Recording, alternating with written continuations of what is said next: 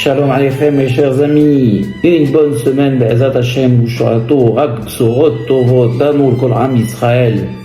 Je voulais faire cette petite vidéo pour essayer un petit peu de remonter le moral à tout le clan d'Israël, bien que moi je sois sûr à 100% de l'issue du combat Be'ezat Hashem. Vous savez, tous les ans à Pessah, on répète une très belle chanson et en même temps quelque chose qui est des mecs qui passent de génération en génération.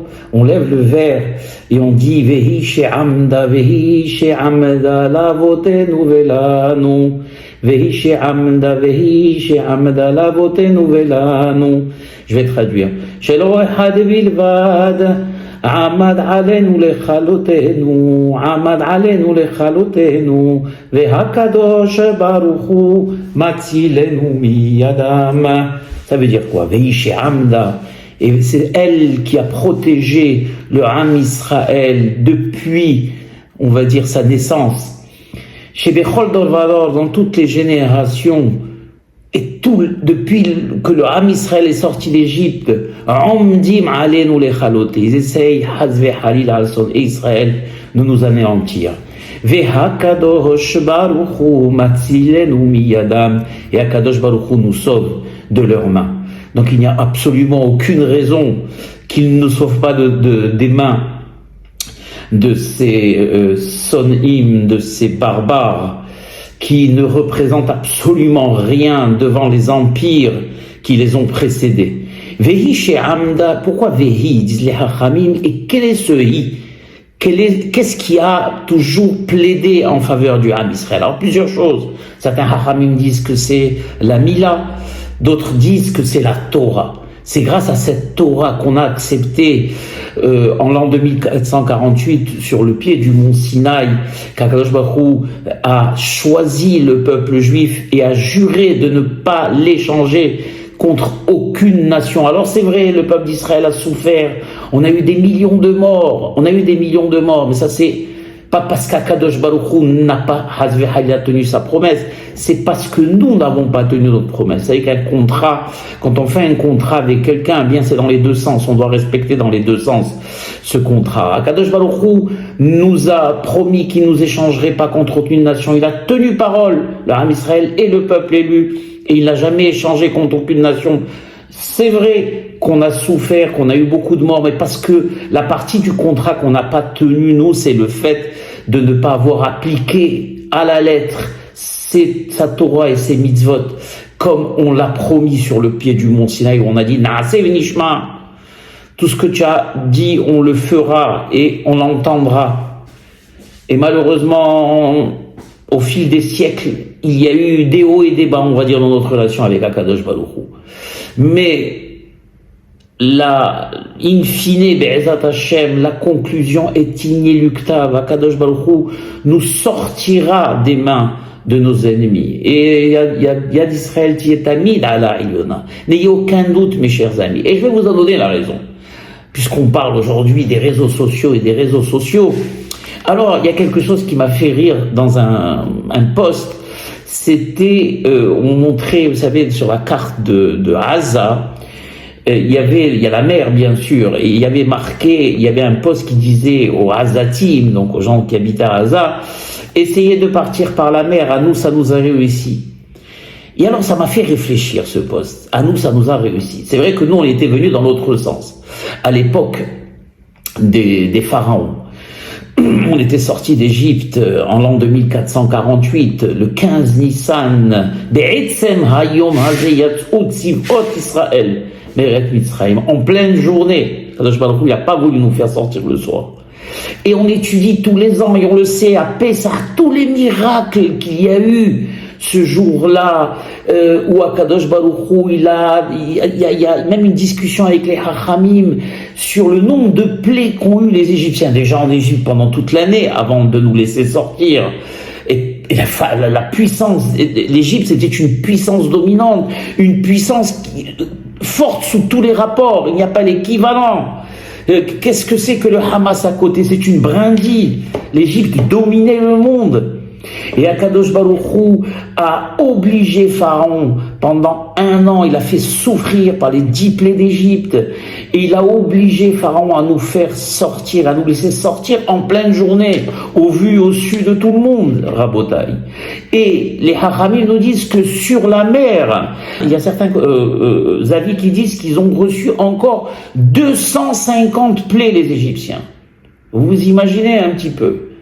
Des plaies qu'on n'a jamais vues, qu'on ne peut même pas aujourd'hui décrire, où Akadosh Baruch Hu, il a bouleversé pour nous la nature, il a transformé l'eau en sang, il a fait cohabiter l'eau et le feu, il y a eu des choses incroyables, les bêtes sauvages qui se sont abattues sur les Égyptiens, qui ont épargné, comme si la bête pouvait deviner qui était juif, qui ne l'était pas. L'obscurité totale, quand on parle d'obscurité, on ne parle pas d'obscurité qu'on connaît, nous, et toutes les plaies que vous connaissez. Akadosh Baruch Hu n'a pas hésité à bouleverser les lois de sa nature pour montrer combien il aimait le peuple d'Israël. Et Am Israël est sorti d'Égypte. Et la mer s'est ouverte en deux. Vous imaginez de quoi on parle? La mer s'est ouverte en deux et le Ham Israël a pu passer au travers. C'est quelque chose d'inimaginable. Ça ne marchera pas pour les Gaza, les gens de Gaza dans les deux sens. Ils n'arriveront pas à ça. Akadosh Baruch Hu, lui, nous a choisi à nous a fait sortir d'Égypte et nous a permis de fendre la mer en deux. Et on est arrivé en Eretz Israël. Il a fait ce miracle pour nous. Et vous pensez une seule seconde, alors ça, c'est justement ce que je veux faire passer dans ce message, que si Akadosh Baruch Hu a bouleversé les lois de son univers, Akadosh Baruch Hu, comme ils disent les Hachamim, ne fait pas de miracle pour rien, Hasber Halila. Vous pensez que s'il nous a permis de battre la puissance dominante, puisqu'il ne faut pas oublier que tous les chars égyptiens, et donc ce qui veut dire que toute l'armée égyptienne a disparu, vous pensez qu'il va nous laisser tomber entre les mains de ces va-nu-pieds? N'ayez aucun doute qu'Akadosh Baruch Hu, a fortiori, ne nous laissera jamais tomber devant ces va-nu-pieds. Et j'ai lu un deuxième post qui est extrêmement aussi sympathique, où il y avait marqué toute une liste de dynasties, d'empires, et tout était marqué coché. Mais c'est extrêmement vrai tout ça, mes chers amis. Au départ, j'en ai parlé, donc, l'empire égyptien. Coché.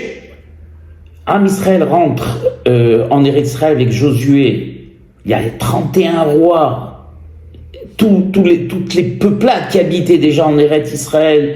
Yehoshua fait la guerre contre tous ces dizaines de rois, il les bat, tous à plat de couture. Coché. On rentre en Eretz Israël, et là, on commence à avoir des rois dans le Ham Israël. On a le roi David, on a le roi Salomon. Et qu'est-ce qu'ils ont fait, le roi David, surtout le roi David? Eh bien, et le roi Saül, pardon, avant le roi David, qu'est-ce qu'il a fait? Eh bien, il s'est battu contre qui? Contre les Philistins. À ne pas confondre avec les Palestiniens. Seuls les Ignares font le rapport entre les Philistins et les Palestiniens, qui sont deux peuples complètement différents. D'ailleurs, le mot Palestine vient de chez les Romains, qui l'ont donné à Eretz Israël. Palestina, si vous prenez les cartes de l'Empire romain, ils appelaient Eretz Israël Palestina, qui n'a rien à voir avec le pseudo-peuple palestinien.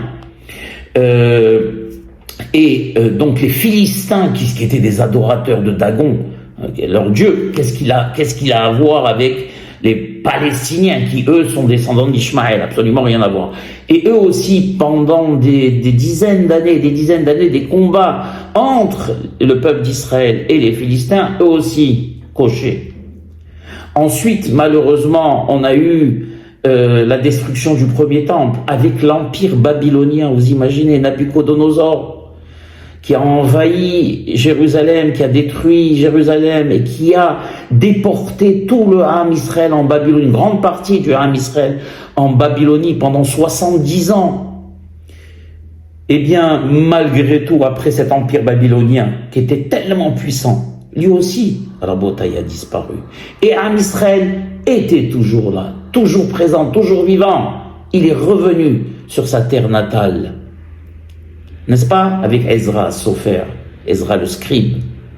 Ensuite, malheureusement, le premier temple avait été détruit, et entre les deux temples, on ne s'est pas reposé.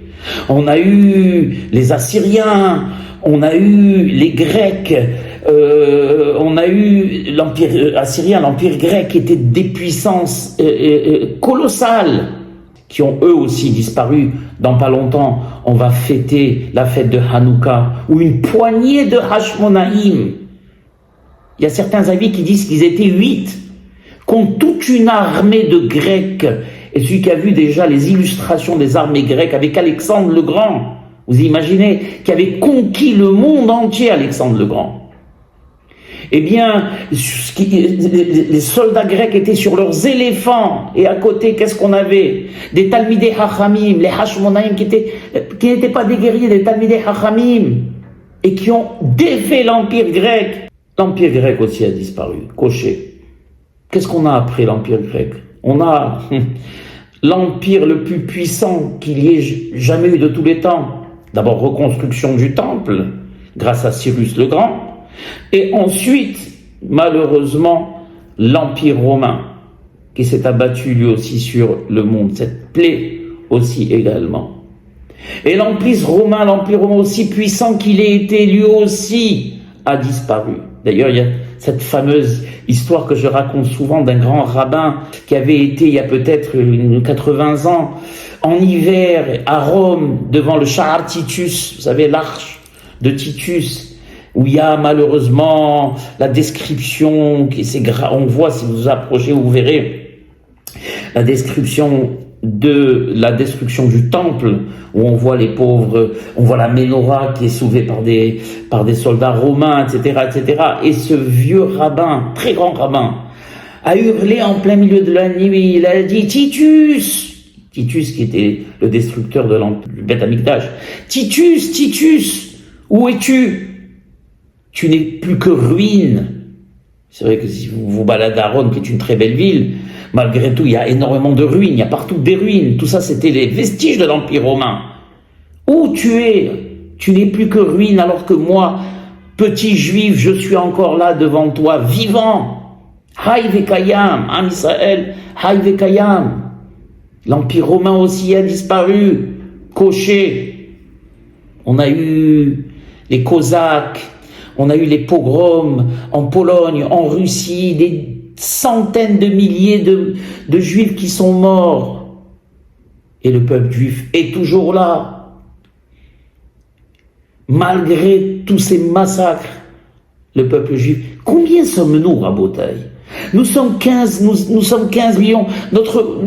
On va dire notre nombre aussi, entre 12 et 15 millions, grand maximum, et normalement avec tous ces massacres, on aurait dû Hazvehaïla disparaître. Et pourtant nous sommes là. Et alors, le pire de tous, Imma Shemo vezichro vezecher zichrono. Hitler, qui lui, j'avais oublié, excusez-moi, un acteur important, qui justement lui aussi est l'ancêtre d'Hitler, qui est Haman, à Purim.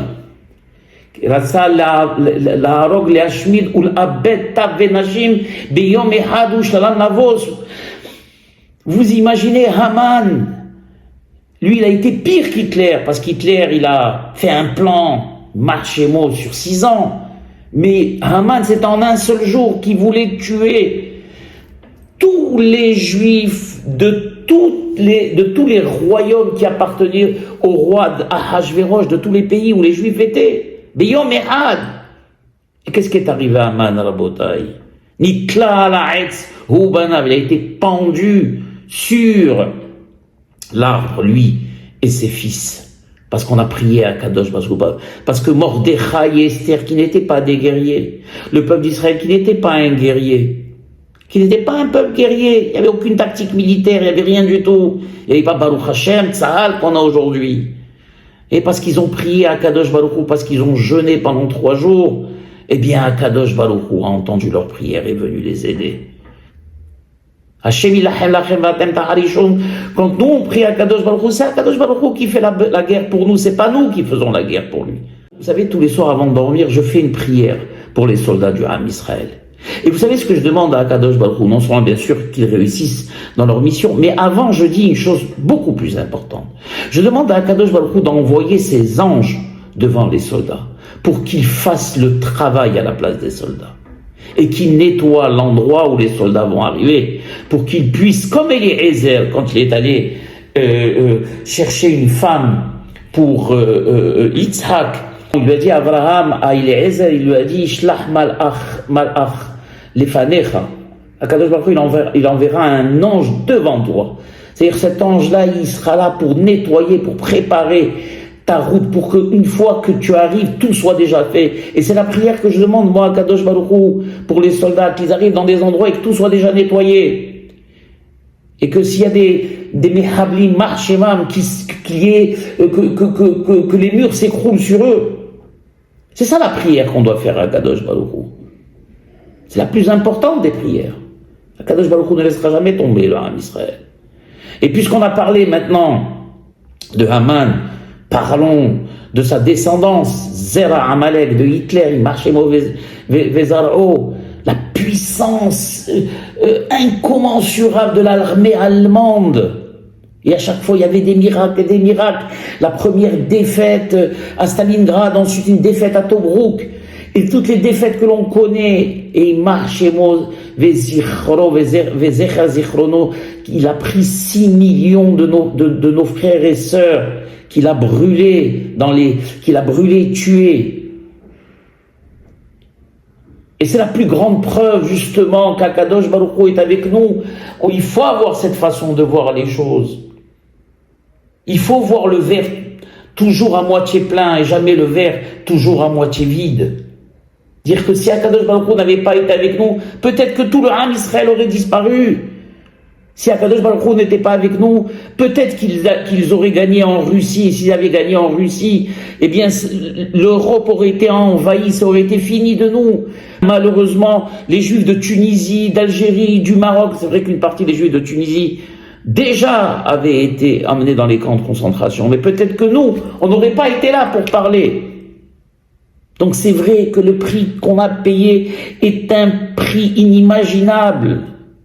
Inimaginable. Malgré tout, Akadosh Baruch Hu a dit les tsarotenu dai, et il a su arrêter ce Arzar de Hitler qui s'est suicidé comme le chien galeux qu'il est avec Goebbels et toute sa clique Shem Rechaim Yekav.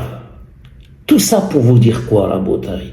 Quand vous prenez toutes ces nations que je vous ai citées, et j'en ai oublié sûrement beaucoup, et que vous les comparez à ce ramassis de va-nu-pieds, certes qui a pu s'armer pendant des décennies, au lieu de construire des écoles, des hôpitaux, et de construire des routes, de veiller au bien-être de leur population, la seule chose qui les intéresse, ils marchent et même, chaque centime est investi dans quoi? Dans le but de détruire Am Israël. Mais c'est de l'argent qui est investi dans le néant, car Akadosh Baruch Hu ne laissera jamais tomber le peuple d'Israël. Jamais. Vous savez pourquoi? Parce qu'il a fait une promesse à Abraham, Yitzhak et Yaakov. Une promesse. Il est bien évident qu'on a une partie, nous aussi, du contrat à remplir. Mais il ne faut jamais tomber dans la dépression et la déprime et avoir peur chaque fois qu'on entend ceci, cela, et des missiles du sud, des missiles du nord. Tout cela, je l'ai expliqué dans mon cours précédent, c'est seulement une façade. Il faut voir au travers de tout cela et percer ces forces du mal et demander à Kadosh Baruch Hu Shirahem Aleinu ve'al kol Am Israël. Soyez-en sûrs, la bataille, même si ça prend du temps. Et ça peut aller beaucoup plus vite. Ça peut aller beaucoup plus vite. Et d'ailleurs, je vais vous dire même mieux. Je l'expliquais dans mon cours précédent. Il y a marqué qui metzetecha meretz Israël enu diflaot. Dans les temps messianiques, à Kadosh Baruch Hu, le prophète dit que comme à l'époque d'Égypte, vous verrez des miracles. Les Hachamim nous disent, écoutez bien, que malgré les fantastiques miracles qu'on a vus à la sortie d'Égypte, ces derniers seront nuls et non avenus devant les miracles qu'on va voir encore, Be'ezat Hashem, ou Bishurato, quand le Mashiach viendra. Donc, Hazve Halela, Allah nous, ne pas tomber, que Dieu en préserve, dans la déprime. Priez surtout pour que les Hatoufim, pour les kidnappés, moi j'appelle pas ça des otages, des kidnappés qui ont été enlevés à leur famille, reviennent sains et saufs, Be'ezat Hashem, des mains de ces barbares. Quand je dis sains et saufs, tant sur le plan physique que sur le plan mental, parce que je n'ose imaginer ce qu'ils sont en train de passer maintenant. Que tous les blessés du Ham Israël guérissent, et que l'armée de Tsahal soit toujours Yada à la Eliona, qu'Akadosh Baruch Hu, il envoie les malachim, un seul malach, un seul, a suffi à anéantir Sdom vers Amora, et Adma et Tzvoïm et toutes les villes qui sont à côté. Pensez qu'Akadosh Baruch Hu a besoin d'une armée de malachim, un seul suffit pour anéantir tous nos ennemis. Et qu'on assiste Be'ezat Hashem, les biats, Mashiach tzidkenu bimera be'amen ou amen ve'amen. À très bientôt.